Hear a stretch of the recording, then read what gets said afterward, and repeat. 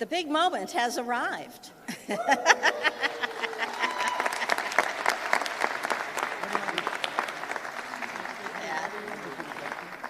Yes, do save the applause for the Poet Laureate. But at any rate, I want to thank everyone for being here and for your patience as we get ready for this big event. I'm Lynda Hartigan, and I'm the Rosemary and Ike Van Otterlo Executive Director of the Peabody Essex Museum. And we are just absolutely honored, thrilled, excited that we are the venue for this really momentous occasion. We are going to be experiencing a first today for the state of Massachusetts, so I'm going to change how I usually describe the museum, because we usually say that we're the oldest continuously operating museum in this country. I'm going to say instead that we are the first museum in this country to continuously operate. So, there you go.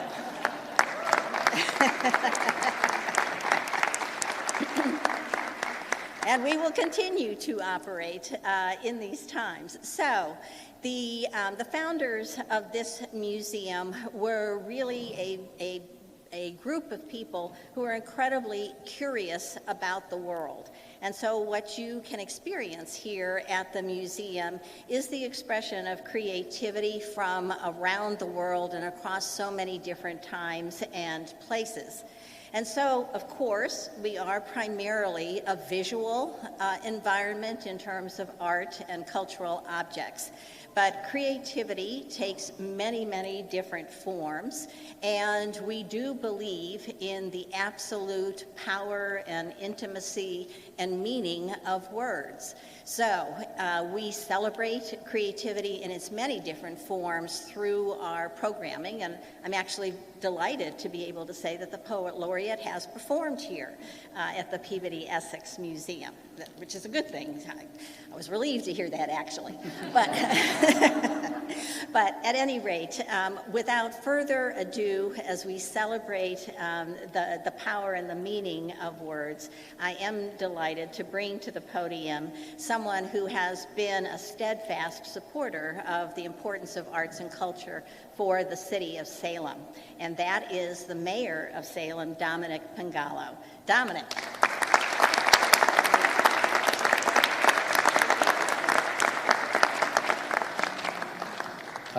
Thank you, Lynda. On behalf of the City of Salem, welcome everybody. My thanks to Lynda and the entire team here at the Peabody Essex Museum for hosting us. The museum is an essential part of the cultural ecosystem of this Commonwealth and of our community.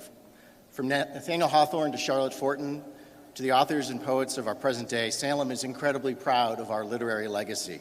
It's why last year we created the position of the Salem City Poet Laureate, and we're honored to have J.D. Scrimger in that role, and he's with us here today.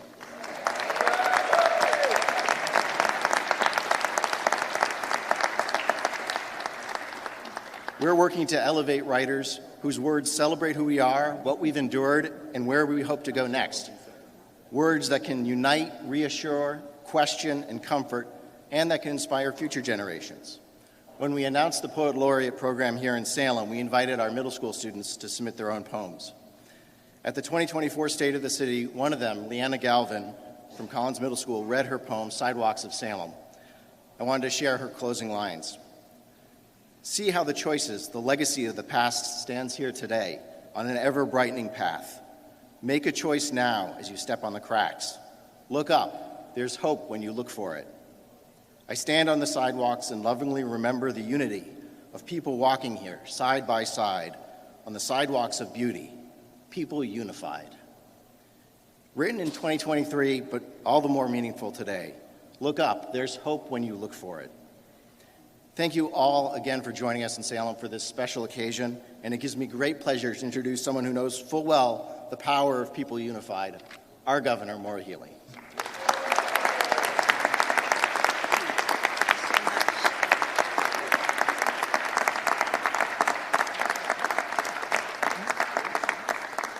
Well, thanks, everyone. It's great to be here. Great to be in Kim Driscoll's house, too. Everybody welcomes you back, LG, and is so happy to see you. And I want to thank everybody at Peabody Essex Museum. PEM is an amazing institution. Lynda, thank you so much. To the mayor, thank you for hosting us and for all that you do in your partnership. Look at this beautiful, beautiful space that we're in today. I want to thank Michael Bobbitt. We put him in charge of the Mass Cultural Council a couple years ago, and he's been doing a terrific job with the team there. Thank you. And to Brian Boyles of our Mass Humanities for helping to make this possible today. I really want to underscore, we've leaned into the arts from the outset of our administration, and people have really taken up our charge, and just so grateful for the work done by so many as I look out to council members across this room. It's wonderful to see former Representative Denise Provo is here today. We also have Representative Tommy Bottolo and Senator Joan Lovely. Thank you for the support that our legislature gives for funding for the arts. Now, over the course of our history, Massachusetts has been home to many notable poets. You think about E. Cummings and Thoreau and Robert Frost and Phyllis Wheatley, Elizabeth Bishop, Dr. Seuss even. Poetry has been a bright thread running through the fabric of our state. Poets guided us through the American Revolution 250 years ago, documented our nation's fight against slavery, and detailed the women's suffrage movement. Through it all, poetry has given Massachusetts residents a voice to promote things like democracy, equality, freedom, joy. But poetry doesn't just describe our past, it also envisions our future. Words are powerful. They pave the way forward. They provide hope and direction, inspiration. And that's why earlier this year, we got together and decided that it was about time, in a state legendary for firsts, where a lot of things have been done, we had never before had a state poet laureate. And the LG and I were really committed to seeing that change so that we could have this as part of a way for us to tell our stories, talk about our identity, our history, our future, talk about stories that inspire the next generation to dream bigger, to have faith. And after a statewide search and the receipt of hundreds of applications, we're sorry we can't reward everyone with this position. I want people in Massachusetts to know, though, just how talented people are here in the state, that there were so many incredible candidates, and it wasn't an easy process to go through all of that. But at this time, I would like for you to give a round of applause as we introduce Massachusetts' first ever Poet Laureate, Reggie Gibson.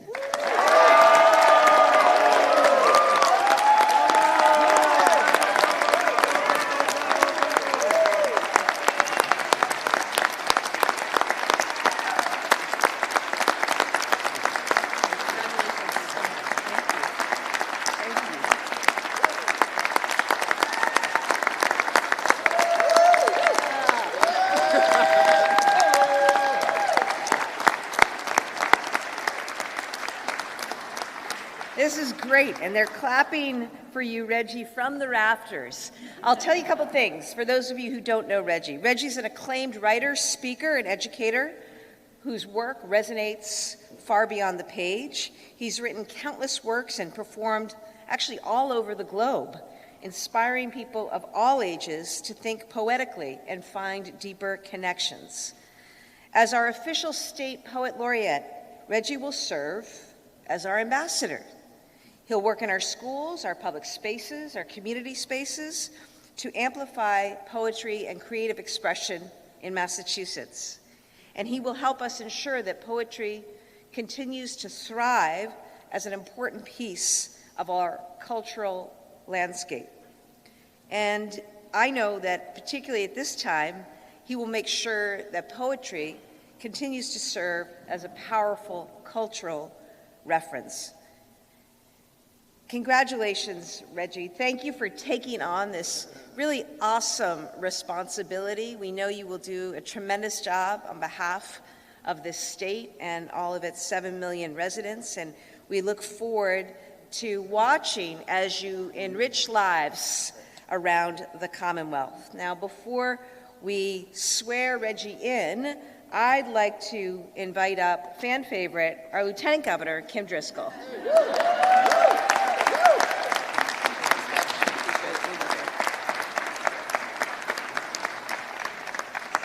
Good afternoon, everyone. It's great to be here. This is always a warm welcome when you walk into the Peabody Essex Museum and see so many of our artists here, folks who support the arts and our creative economy. We're blessed in Salem to have rich cultural institutions and a real heartbeat for ensuring that we're doing all we can to support our creative economy. I'm excited to be here. Obviously, not only one of my favorite places in the world, but one of my favorite places in Salem. And to be here to help officially announce Reggie as our first ever Poet Laureate just makes this opportunity to be here all that more special. You know, we really believe that art, especially poetry, is core to who we are and what we believe in here in Massachusetts. If you think about it, you know, going back to our amazing history, the birthplace of American democracy, what we do here is different. Massachusetts, for me, has always been a place where the impossible becomes possible, where hard problems get solved, where we dig in and come together. We are the barrier breakers, those troublemakers who threw tea in the harbor 250 years ago. The people have always stood up loud and proud for what we believe in and willing to risk it all for injustices. And through it all, poetry, as the governor pointed out, has always been a way that we've been able to show how Massachusetts changes the world. This is certainly an institution that believes in that and showcases that. Poetry is at the core of all great art. It's a calling, giving voice to struggle that comes out through words, that celebrates courage and creativity, and recognizes injustice and oppression, brings us together. The words of a middle schooler right here in our community. Hope when we look up from those cracks in the sidewalk. It touched me. I hope it touched you as well. Inspires people to take action and to tell their stories, encourages our own self-reflection. It's always been a way of how we tell our story to others. It's really important for how we market our state. And so it's wonderful to have an official Poet Laureate to talk about this amazing place that we all live in. The communities that we support individually, the collective will that comes together to make Massachusetts so special. That's why I'm really thrilled to be here to congratulate Reggie as our Poet Laureate, because he's already been doing this for years. He knows the magic, he's shared it, and now he'll be doing it as our official Poet Laureate, as an ambassador for our community and for our Commonwealth. You've always had a successful career creating and performing poetry that touches on our nation's history and inspires people to connect to the world around us. Your art connects stories to our past, to the realities of our present, and we are so excited to have you as our Poet Laureate. You'll be able to share your work across the Commonwealth and inspire that next generation of poets, something, as has been pointed out, we need now more than ever. World's a little heavy right now. A little more poetry is going to make it feel all that lighter. It's with the utmost pride to be able to be part of this celebration, to support this new era of art and poetry in Massachusetts. So Reggie, congratulations again. We're so proud and honored to have you as our first Poet Laureate.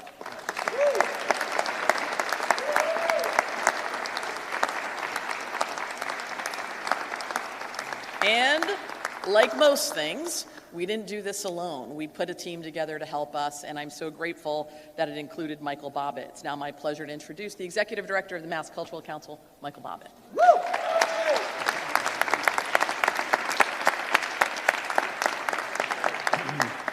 Thank you so much, Lieutenant Governor. It's truly wonderful to be here in your hometown in Salem today. Thank you so much. My name is Michael Bobbitt. I'm the Executive Director of Mass Cultural Council, your state arts agency. I also want to give a shout out to Senator Lovely, Rep. Vitolo, and our former legislators that are here today, Mayor Pangallo, Chief Secretary April English, Mass Cultural Council member Simone Early, and two members of our Poet Laureate nominating committee, Allison Corshane and Misty Bellinger. Thanks so much for being here.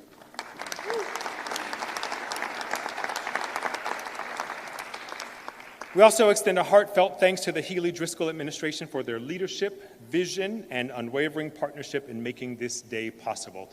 You know, for a couple of months, I had to go to work and read poems for my job. Torture, right? I'd also like to recognize Brian Boyles and his team at Mass Humanities for partnering on this process, our hosts at the beautiful Peabody Essex Museum and Mass Poetry, who kick off their 2025 Poetry Festival here this weekend.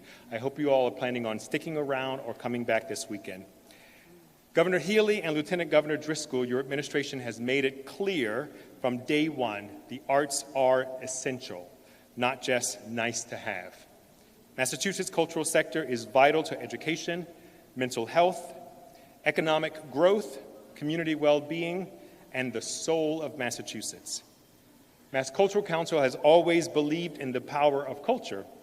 Over the past 3 years, it has been an honor to work with the governor's team to invest in and expand opportunities across the cultural sector.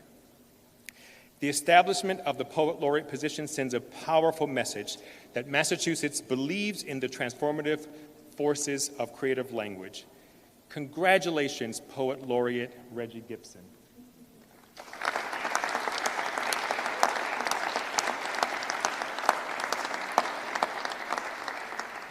There were 123 applicants, and we see those artists not only as joy makers, but as educators, truth tellers, and visionaries. With this new role, we say loud and clear, poetry matters here. On behalf of hundreds of thousands of creative individuals living and working in Massachusetts, thank you all so much. This is more than a celebration. It's a promise that Massachusetts will continue to lead with imagination, invest in cultural richness, and elevate the voices that define who we are and who we strive to be. I'd like to give a special thank you to Dan Blask, who manages Mass Cultural Council's artist and youth staff team. He was instrumental at every step of the process to develop the Poet Laureate program. Thank you, Dan.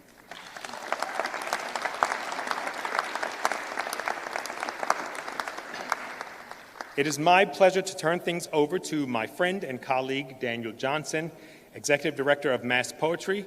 His organization is a longtime Mass Cultural Council grantee, and Daniel's thoughtful feedback was key in preparing this initiative. Over to you, Daniel.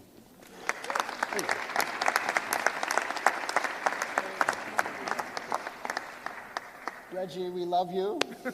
On behalf of Mass Poetry, it's been amazing to work closely with Reggie. Reggie's been a poet in residence in Boston Public Schools, has appeared year after year at the Massachusetts Poetry Festival, and if you've never gotten the chance to see Reggie perform, you're in for a treat.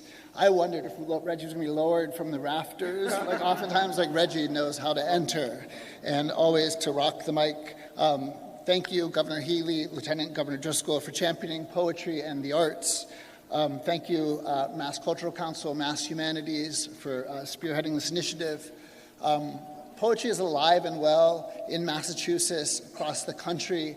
Poetry readership engagement is at a near record high. Mass Poetry's aim is to build a community that lifts all voices. We are an arts partner in residence in Grub Street Center for Creative Writing in Boston. We'd love to have you visit us. This weekend, we'll be putting on the Massachusetts Poetry Festival. This really marks the official start of the festival. We'll be at Old Town Hall tonight at 6:30 for a celebration of Massachusetts poets.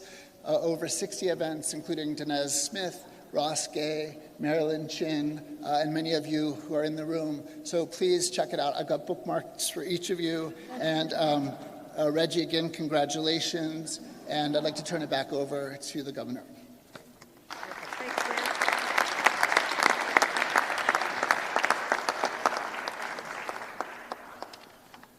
At this time, the Lieutenant Governor and I would like to call Reggie forth so that we may administer your oath.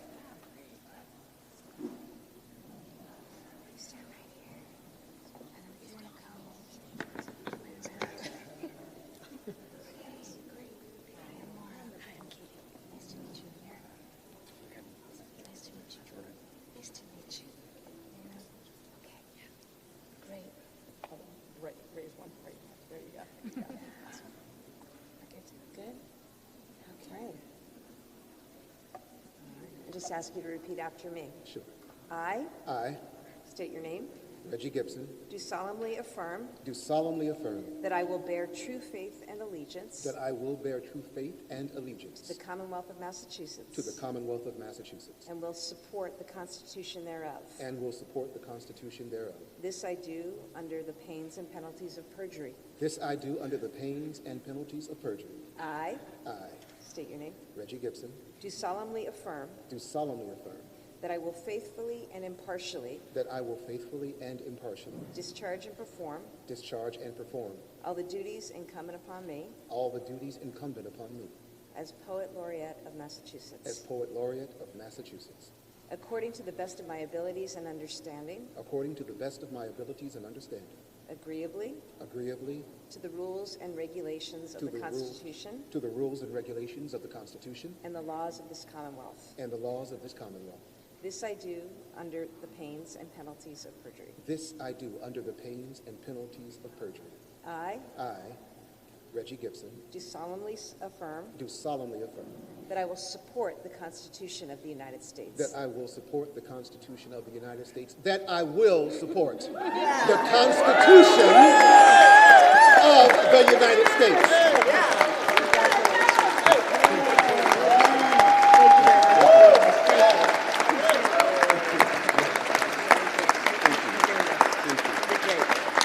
We truly feel honored to have you in this role. It's going to be great.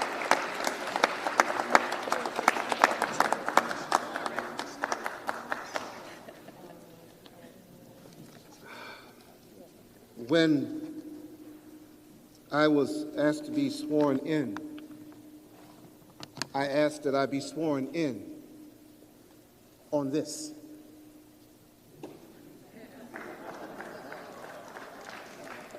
My uncle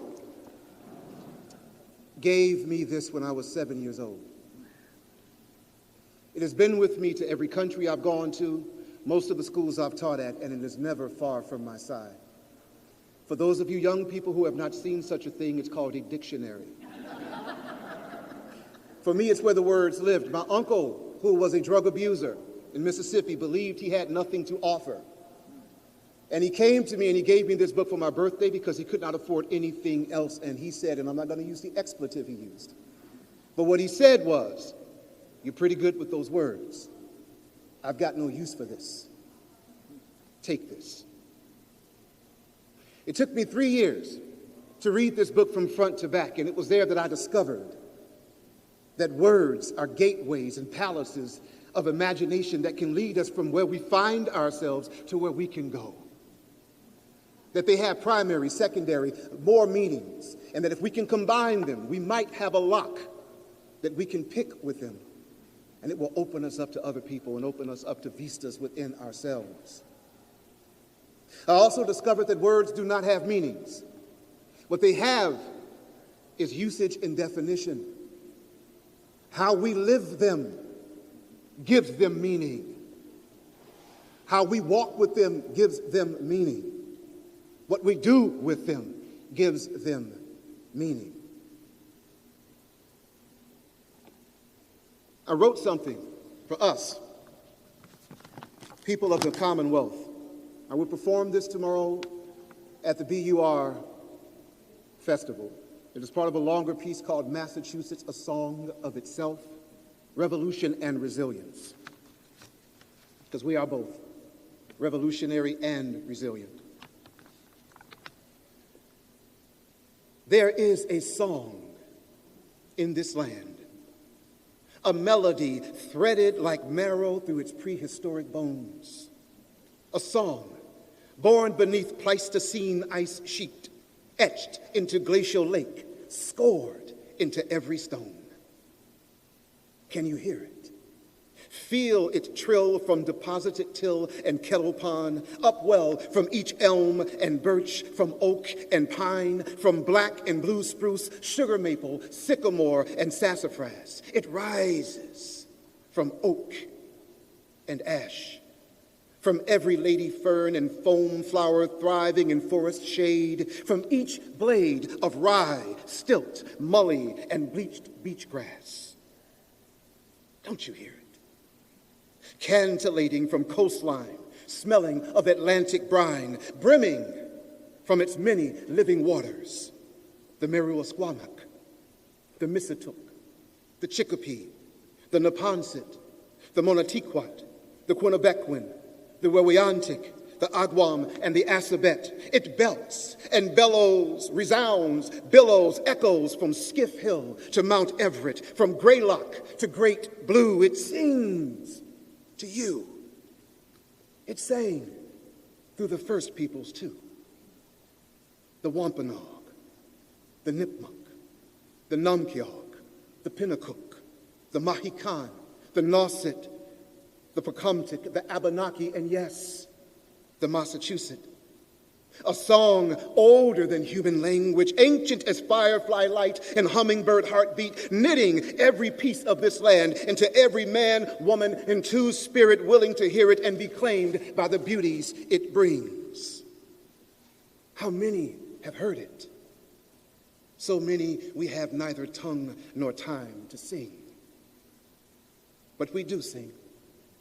Each of us part of that song. Our individual and collective longings, struggles, frustrations, and triumphs, all part of its history, both the readily remembered and the wish to be forgotten. We are all the Puritan thou shalt not, and the round the world herd shot. A paradox of patriotic pilgrim's pride and genocidal guilt, as elevated as Concordian transcendentalism and as elemental as Salem's sand and silt. Ours is both the enslaved lashed back with whip and the haversack hanging against the hip of freedom-fighting Minutemen. We are Massachusetts, sometimes easily singing full-throatedly of liberty and sometimes wheezing it hoarsely as if dying of thirst. Sometimes off-pitch, sometimes in pitch-perfect voice. We are carols and cacophonies, chants and strained melodies, hummed and thrummed rhythmically to the drummed snare of history. We are all that song, sometimes witty ditty, sometimes gritty chant, sometimes pretty ballad or melismatic rant, singing the truth but singing it slant. But always, we are that song that plays in the ears, stays in the ears of this nation like strident fife, sounding above the daily din, democracy's highest ideals. For we know each generation must continue to fight to realize and make real. We are all the song of Massachusetts. Hear us singing from Norfolk to Suffolk, from Dukes to Essex, from Barnstable to Bristol, Worcester to Middlesex, Berkshire to Plymouth, Nantucket to Franklin, and from every town and townie, from Hampshire to Hamden. Any path this nation takes is because we helped to choose it. Any tyranny that eventually triumphs is because we helped excuse it. Any freedom this nation loses is because Massachusetts helped to lose it. But that is not in our nature. Not in our nature to lose such needful and precious things, but to put them up, buckle up, muster up instead. Then, once we've done, toss our heads back, fill our lungs with air, and sing, Massachusetts, sing.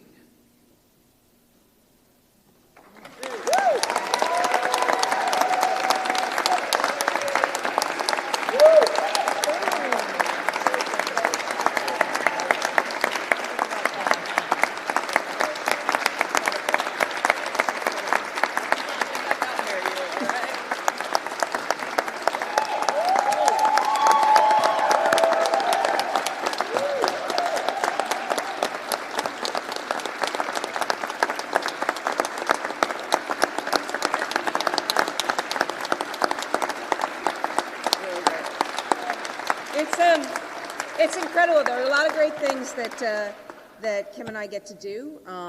This is certainly right up there in terms of being able to name the first ever Poet Laureate for the state. I also want to acknowledge Sarah Peak on our team, who when she was in the legislature was a champion for legislation to make a Poet Laureate. possible. And Rep Provo, yeah, Provo, that's right. that's right, yeah. Denise. So it's great, and listen, that is take that back. Make sure you share that. Make sure you share Reggie's beautiful, beautiful poem with us. And thank you for taking this on. Thank you for taking this on. And couldn't think of a better way to start the Massachusetts Poetry Festival. Yeah. That's great.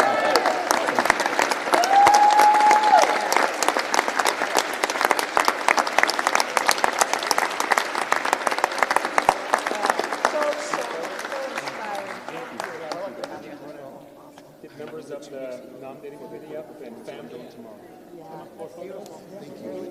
Oh, yeah.